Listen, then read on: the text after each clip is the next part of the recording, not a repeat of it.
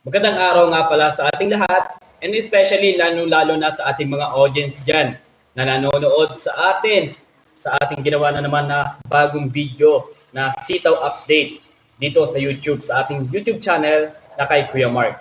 So ayan, magandang araw nga pala sa inyong lahat, and especially lalo na sa ating mga sitaw seller at sa mga hindi naman sitaw seller dyan na gustong manood nitong ating munting update ngayon na sa tingin natin ay makakatulong din sa kanilang mga kaibigan na sitaw seller. So yan. Tara, pag-usapan natin ngayon kung bakit naging zero nga ba ang ating dashboard or ang ating account nung tayo ay nag-login kahapon. Tara, pag-usapan natin yan dito sa ating another sitaw update. Let's go.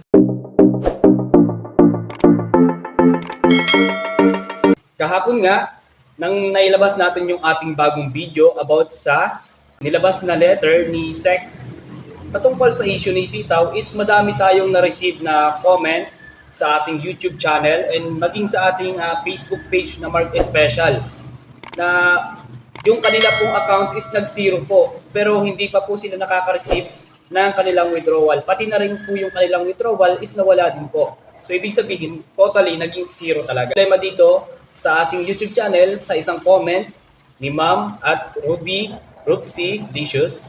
Nabubuksan ko ang app pero wala na ang my account. Tapos pag open ng wallet, zero na lahat, then walang details. So ayan po, naging zero po lahat, then walang details. As in, empty po.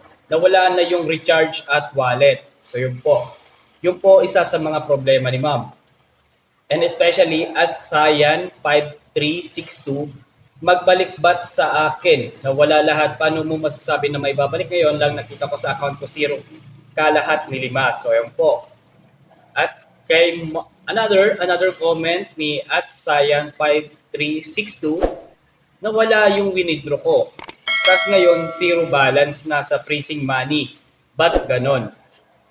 And another na comment din from at Cyan 5362 sa akin na wala lahat, pati sa freezing money, zero balance.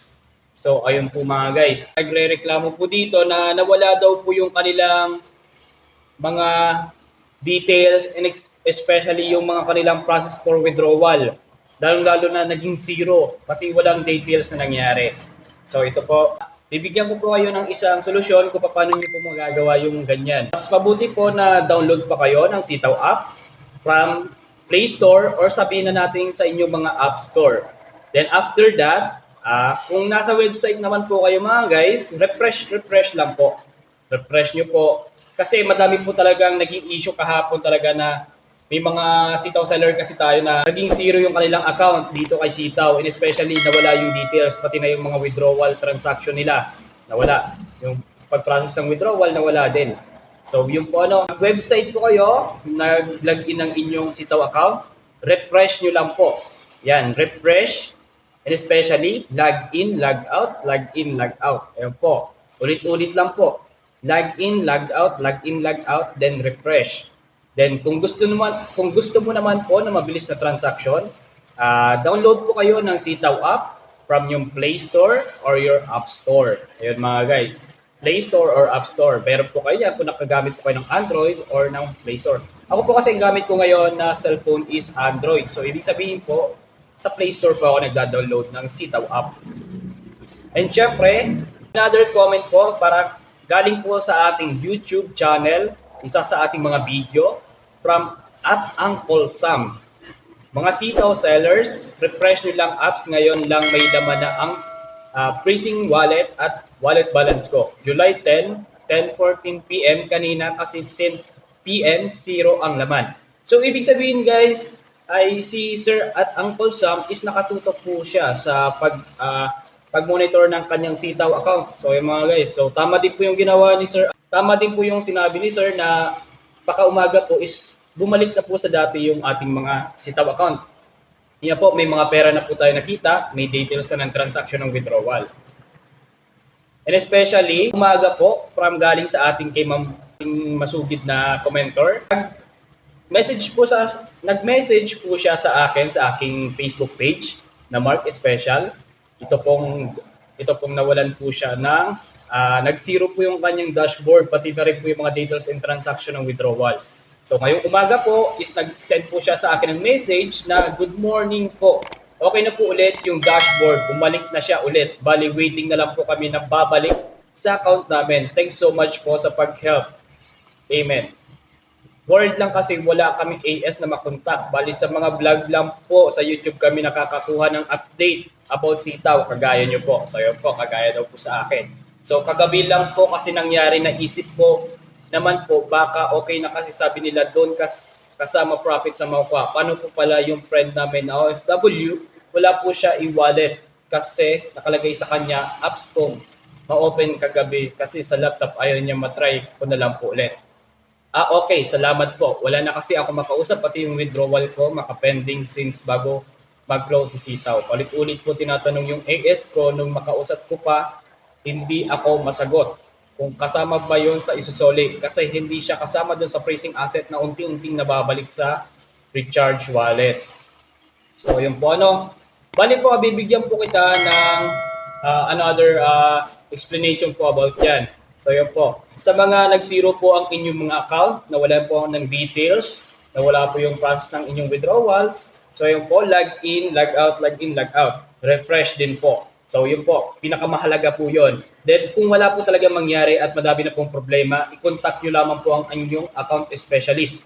So yun po. Sa mga hindi pa po nakakaalam, simula po ng pinasara po si Sitaw, sabihin na po natin na nag-process po kayo ng mga orders niyo po before po magsarado si Sitaw. Ibig sabihin po, hindi na po kikita yung ating pera. Hindi na po siya dadagdag dun sa pag-process po natin ng orders. Sa bagkos, ang babalik na lamang po sa ating wallet balance ay yung ating kapital na lamang po at hindi na po kasama yung ating sabihin na natin yung commission natin doon sa pag-process ng mga orders. So, yung ibig sabihin po doon, hindi na po kikita yung ating pera. Hindi na po siya mag-profit sa madaling salita. So, yun po sa mga tao po at mga sitaw seller na hindi po nakakaalam, hindi na po kikita yung ating pera. Yan po, nakakalungkot po, pero totoo po yun. Balik, kasama din po yan dun sa aking unang vlog. Ayan po, kung napanood niyo po yung aking unang vlog bago po pinasara si Sitaw, doon niyo po mapapanood na hindi na po kikita ang ating pera. At sa mga nagtatanong po about po sa illustration ng disbursement refund, mapapanood niyo po ito sa mga latest ko pong videos. So ayan po, yung mga nauna ko po ng mga previous videos about po kay Sitaw, about po sa kung paano nga ba makakabalik ang ating pera kay Sitaw sa ating ginawang video dito. Mahanap niyo po dito siya sa akin sa YouTube channel ko po at dito kay Kuya Mark. And mga guys, bali may mga ginagawa din po akong Sitaw update dito na alam ko po makakatulong po para sa inyo. So ayan, pahingi naman po ng isang like para malaman ko po na nakatulong po ang aking munting video ngayong araw. And especially sa mga nanonood po ng aking live. Ayan po, tuwing umaga po ako nagla-live, mga bandang alas 9 ng umaga. Para sa mga concerns and suggestions ng ating mga sitaw seller, pati na rin sa kanilang mga problema. So, balik po tayo sa ating YouTube channel. Galing po sa ating subscriber and commenter na si @kittyrom Canton Host 8895. So kaming mga e-wallet gamit but di nila mabalik ng buo. So yun mga guys. So tayo po kasi ay meron po tayo tinatawag na disbursement refund at Kittyrom Canton Host. So yun po. Makikita po natin doon na nakapix po sila sa 3%. So yun po. Sa batch 3 naman po, sa first day ng batch 3 is meron pong 50%. Yun lang po yung naiiba sapagkat 10,000 below is makaka-receive po sila ng 50%. Ang 10,000 pataas, 3% po. Hanggang sa kompleto po nila yung kanilang puhunan dito kay Sitaw. So yun po. Kahit po mag-transaction po tayo ng isahang malaki ang transaction kay Sitaw sa pag-process ng withdrawal, 3% pa rin po yung ating matatanggap kung 10,000 above po yung ating puhunan kay Sitaw. At kung 10K below naman po yung ating investment kay Sitaw is 50% po agad yung ating makukuha. Pero dapat po ay mag-process po tayo ng maaga ng ating withdrawal transaction para sa batch 3 para waiting na lang po tayo pagdating ng July 31st. Ayan po And syempre, galing po sa ating YouTube, ayan po, sa ating commenter at Rob Silicious, ang daming alibay po, ang daming palusot. Hindi na nga ma-open ang account, tag-empty nga ang wallet, yun. So yun po, refresh and ano lang po, log out. Log in, log out, log in, log out, and refresh nyo lang po para sakali po na bumalik po ang inyong mga pera. And syempre, sa mga nagtatanong kung ano nga bang nangyayari sa tuwing tayo ay nag-open ng ating Sitaw app. Ayan guys. Ito po. Bali is madami po nagtatanong po sa akin about po dito sa notice. Actually guys, wala po kayong dapat ikabahalas sa tuwing lumalabas po itong notice po para sa inyo po itong notice po. Ayan. Wag po kayo mabahala sapagkat wala naman po ito. Pindutin nyo lamang po yung X dito sa taas ng notice. Ayan po, makikita nyo po. Pindutin nyo lamang po yung X po dyan sa notice. Then, itadirect na po kayo sa inyong mga Sitaw account mga guys. Bali dito lang naman kasi na nakalagay dito sa notice is due to multiple violations in your store and failure to make the necessary improvements or contact us during the special review period, we have closed your store. Please pay attention to the email notification. If you have any questions, please contact us or send an email to product@sitaw.com. So ito lamang pong notice na ito is isa lamang po paalala na na-close na po yung ating online store dito kay Sitaw at wala naman po itong connection para kung ano po sa another problem po natin. So bali nga dito is nabasa ko pa due to multiple violations in your store. So ayun, nasisi pa tayo dito.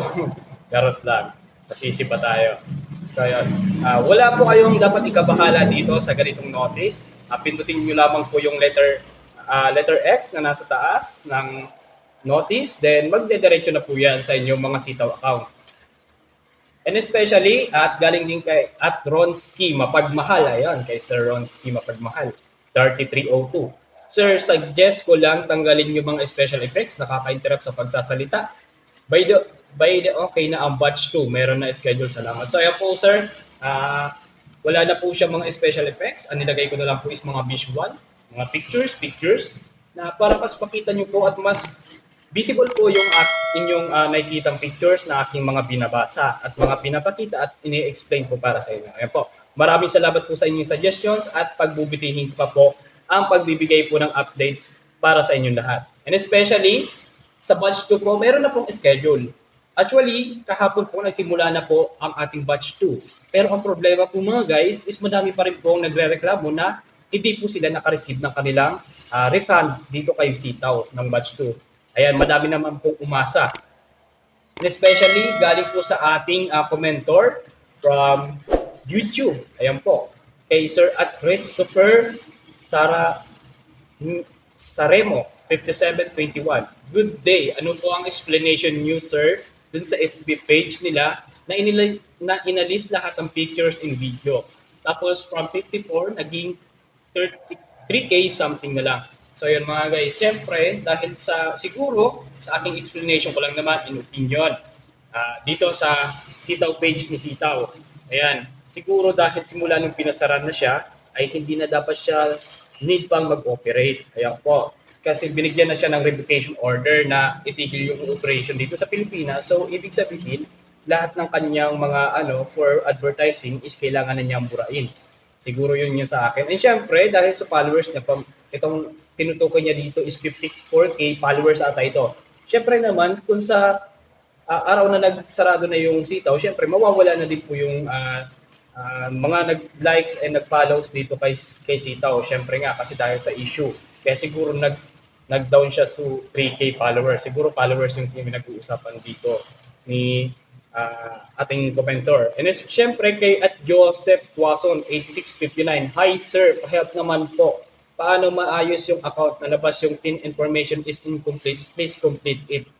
So ayun mga guys, sa ating po pag-process ng ating TIN ID, ayan po, may ilagay lamang po natin ng any kind of ID number po natin. And syempre pwede po tayong makihiram ng TIN ID natin. So ayun po. And pwede po tayong humiram ng TIN ID as long as na hindi pa po ito nagagamit sa ibang Sitaw account na ginamit po yun sa pag-process din po ng withdrawal. Isahan lamang po transaction, isang ID lamang po ang ating pwedeng gamitin. So ayan po. Sa mga gusto po itong aking munting video, ayan po, maraming salamat po sa another update po natin ngayon. Don't forget to subscribe at pindutin ang notification bell para palagi kayong updated sa aking mga latest video.